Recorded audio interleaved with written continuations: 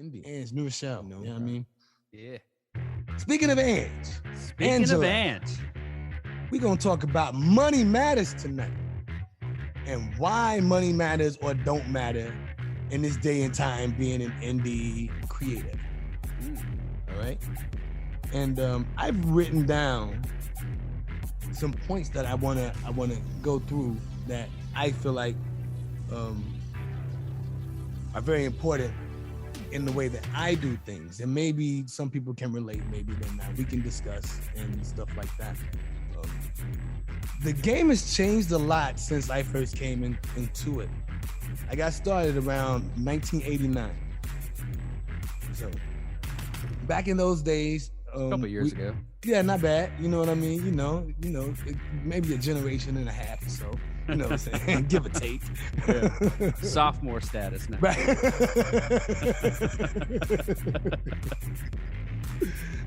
But the game was very different. It was designed very different back then. You, first of all, like finding a recording studio was like, next to impossible to do. And then once you found one, it was expensive to get in. You know what I mean? And then you wanted to make the most of the time that you spent and producing your craft and stuff like that. So money meant a lot back in those times because like equipment was very expensive. It was very bulky. A lot of it was analog. Good majority of it was analog back then, and you did a lot of stuff sampling. You had to like splice tape to get sample loops, and the game was very different with technology and stuff like that. Has made it more accessible for people to just make music from their bedroom, and the equipment has become a lot more inexpensive, or a lot less expensive. Let me say it like that. Yeah. Than it did from back in the day. So with the internet, it's making a lot of us indies even more independent and in charge of our own destiny. So I want to ask you, Brandon, how much do you think that money matters in being an indie creator in the year 2021? Oh, I mean, you can't do it without. Mm-hmm.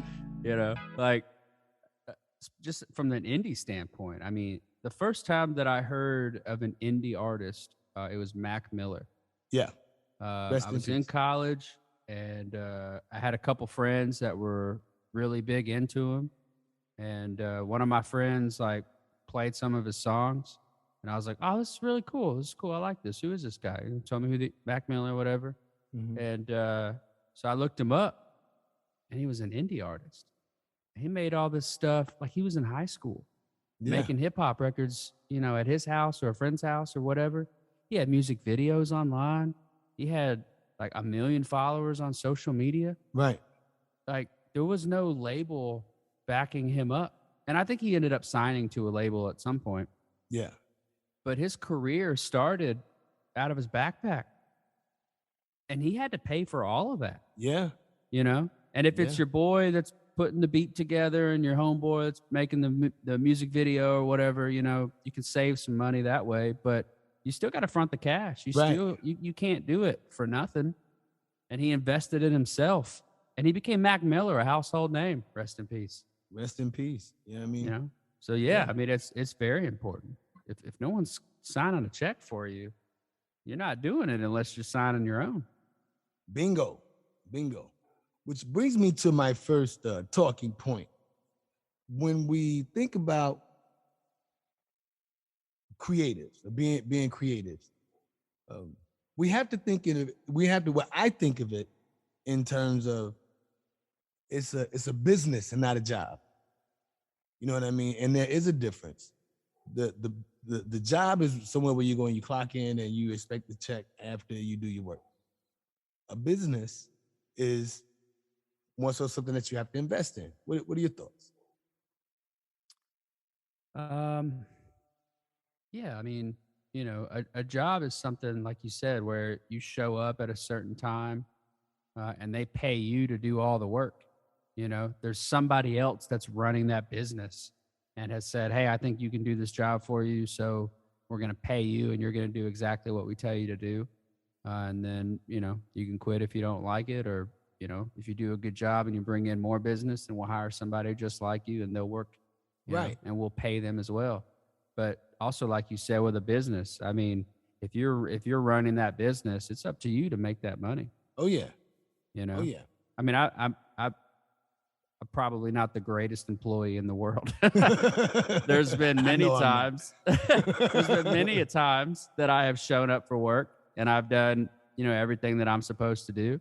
And when I should probably be off looking for other things to do, I've got my phone out. I'm playing a game. I'm, texting somebody or writing a script or, doing something that I'm not on the clock for, but I'm still getting paid.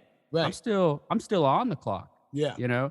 But if I'm running a business and it's up to me to sell whatever it is that the business is purposed for, if I'm sitting over here on the couch playing with my phone, texting people, working on scripts, there's no money coming in. Right.